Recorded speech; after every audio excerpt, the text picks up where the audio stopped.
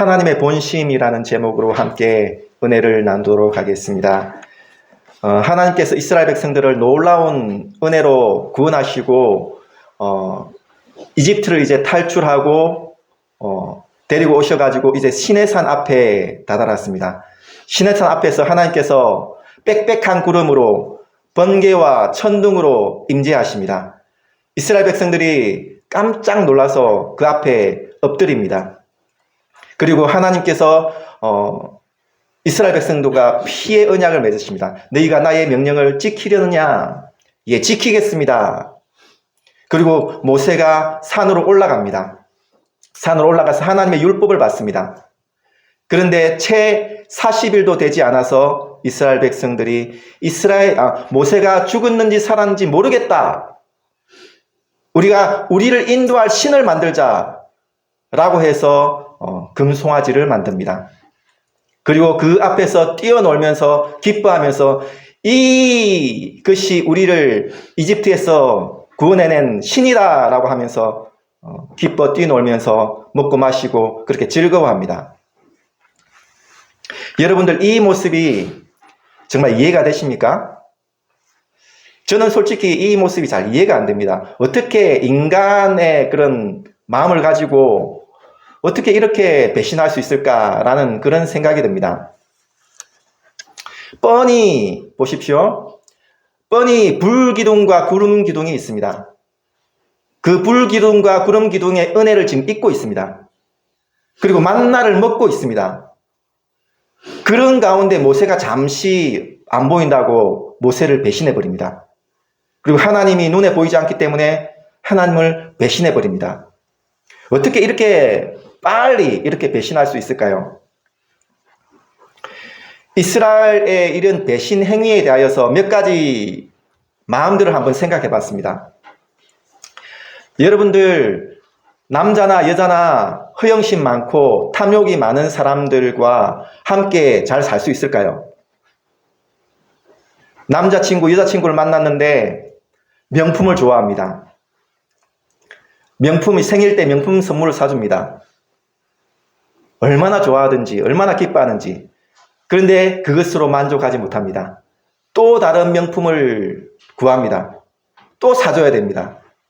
이런 식으로 남자친구, 여자친구 사귀고 나중에 결혼까지 한다. 어떨 것 같습니까? 정말 힘들지 않겠습니까? 돈을 아무리 벌어도 아마 감당하지 못할 것 같습니다.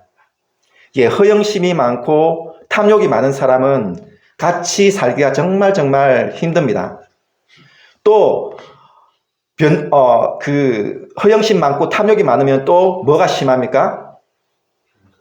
예, 변덕이 심합니다. 변덕이 죽 끓듯 한다 하죠. 예, 금방 이것을 좋아했다가 금방 저것을 좋아합니다. 하나에 만족하지 못합니다. 또 다른 새로운 명품을 찾게 되어 있습니다. 그래서 배신도 쉽게 합니다. 뿐만 아니라 오늘 9절 말씀에는 이스라엘 백성들을 뭐라고 표현하고 있죠? 목이 뻣뻣한 백성이다 라고 말씀하고 있습니다. 그러니까 도저히 고칠 수가 없다는 겁니다. 하나님께서 너 그 잘못하고 있어, 고쳐야 돼, 잘못했어 라고 계속해서 알려주고 있음에도 불구하고 이스라엘 백성들은 목이 뻣뻣합니다. 고치지 않습니다. 허영심도 많고 탐욕도 많고 그리고 고치지도 않습니다. 여러분들, 이러한 모습이 결국에는 이스라엘의 모습입니다. 이스라엘 백성들이 모세가 보이지 않는다고 새로운 지도자를 찾습니다. 하나님이 보이지 않는다고 새로운 신을 찾습니다. 이것이 이스라엘 백성들의 이러한 마음들이 결국에는 무엇으로부터 나오느냐 하면 결국에는 영적인 타락으로부터 옵니다. 결국에는 무엇이냐 하면 하나님을 사랑하지 않음입니다. 결국에는 모세를 사랑하지 않음입니다. 생각해 보십시오. 모세가 만약 내 아버지이고 내 어머니다 라고 생각해 보십시오. 그러면 40일 정도 안 보인다고 모세가 죽었는지 안 죽었는지 모르겠다라고 하시겠습니까? 아니죠. 40일 뿐만 아니라 100일도 200일도 기다리죠. 하나님도 마찬가지입니다. 하나님을 정말로 사랑한다면, 그렇다면 하나님이 잠시 눈에 보이지 않는다고 하여서 그 하나님을 배반하겠습니까? 그렇지 않습니다. 가장 중요한 것은 사랑함입니다. 그래서 하나님을 믿는다라고 할 때 사랑이 정말 중요합니다. 영적으로 우리의 어떤 울타리가 지켜지는 것은 결국에는 하나님을 사랑합니다.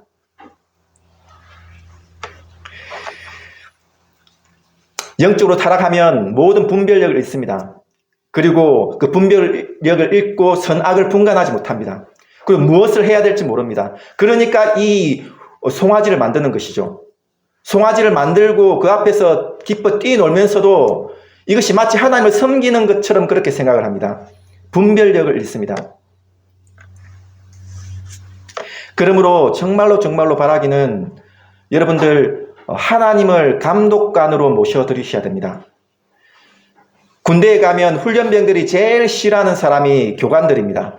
이것 해라 저것 해라 시키는 사람입니다. 제일 싫어합니다. 그리고 며느리 입장에선 제일 부담이 되는 사람 누구죠? 예, 시어머니입니다. 시어머니가 제일 부담이 되고 제일 그렇습니다. 그렇기 때문에 시어머니와 이렇게 함께 산다는 게 쉽지 않습니다.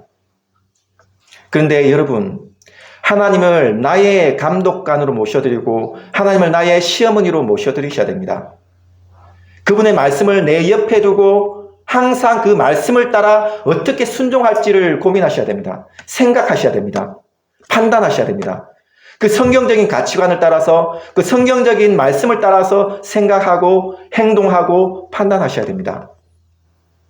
그리고 옳고 그름이 성경 말씀 안에 있다는 것을 알고 성경 말씀 따라 살아야 됩니다.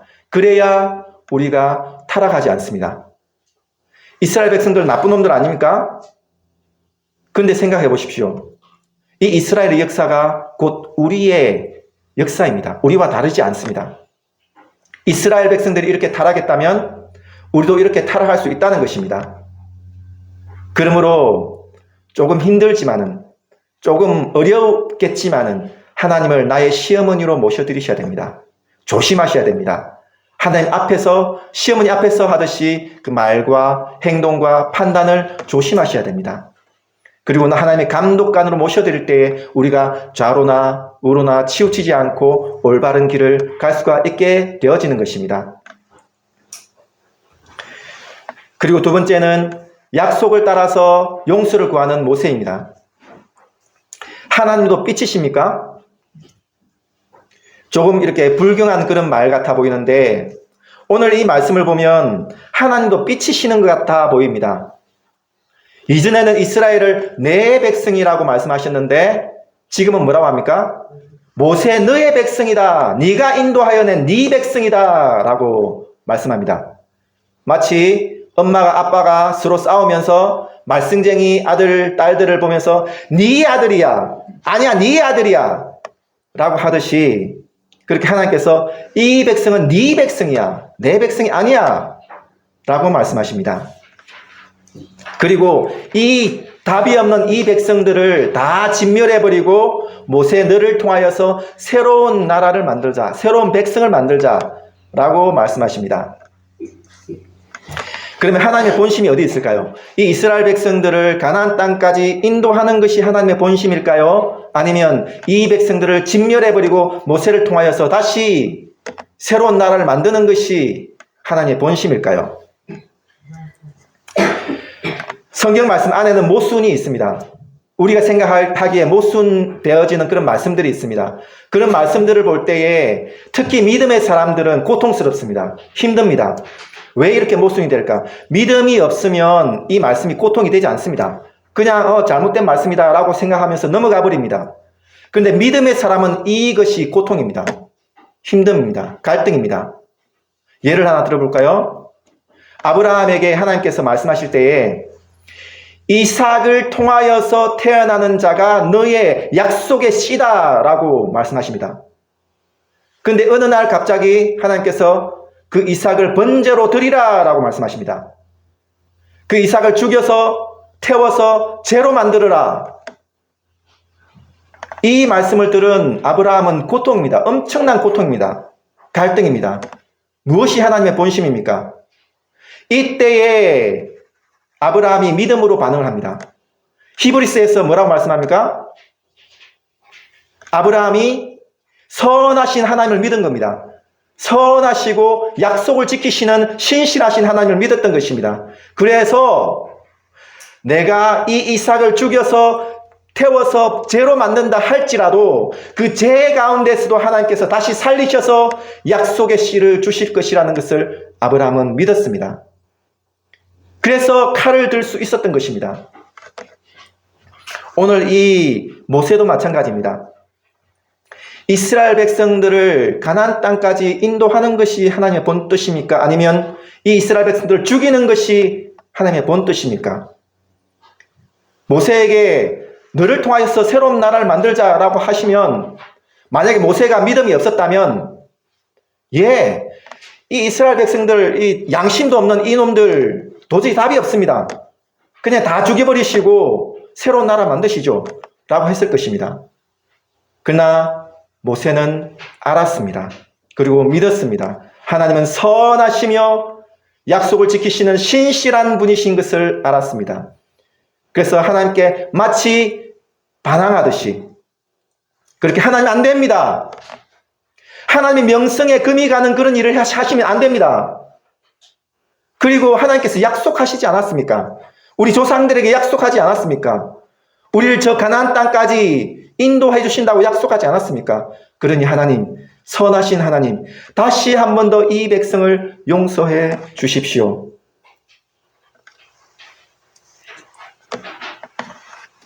우리도 마찬가지입니다. 하나님 말씀을 대할 때에 모순된 것들이 가끔씩 있습니다. 그럴 때 우리에게는 고통이죠. 그러나 믿음의 사람은 그 가운데서도 여전히 하나님의 신실하심과 선하심을 믿습니다. 그래서 우리 신앙의 가장 근본은 이것입니다. 기독교 신앙의 가장 근본되어진 부분은 우리를 하나님께서 은혜 안에 두셔가지고 결국에는 우리를 복되게 만드는 것, 결국에는 복된 것으로 삼으시는 것으로 작정하신 것, 하나님께서 우리를 복으로 만드시기로 작정하셨다는 것, 이것이 우리 기독교 신앙의 근본입니다. 기본입니다. 그러므로 예수 그리스도 때문에, 예수 그리스도의 그 죽으심과 부활을 때문에 하나님과 내가 아버지와 자녀 사이가 된 이 관계는 어떤 것도, 이 세상 그 어떠한 것도, 높음이나 낮음이나 권력자나 천사들이나 사망이나 혹은 생명이나, 그리고 이 세상 그 어떠한 것이라도 그 관계를 깨뜨릴 수가 없습니다. 우리의 얄팍한 신앙이 하나님 앞에서 좌충우돌 할 그때에도, 그래서 우리의 마음이 때로는 천국에 갔다가 때로는 지옥에 갔다가 할 그때에도, 비록 그러함에도 불구하고 하나님의 그 놀라운 은혜를 깨뜨릴 수 있는 방법은, 그 어떠한 힘과 능력은 아무것도 없습니다. 그렇기 때문에 그 은혜를 믿는 것입니다. 그 사랑을 믿는 것입니다. 이것이 우리의 신앙입니다. 우리의 마음이 천국 갔다가 지옥 갔다 하는 것은 우리를 의지하기 때문입니다. 우리의 마음을 의지하기 때문입니다. 우리의 신앙은 그것이 아닙니다. 하나님을 의지하는 것입니다. 그러므로 우리의 믿음의 기초는 오직 예수 안에 있다는 이것입니다. 그래서 성도는 배짱이 있어야 됩니다.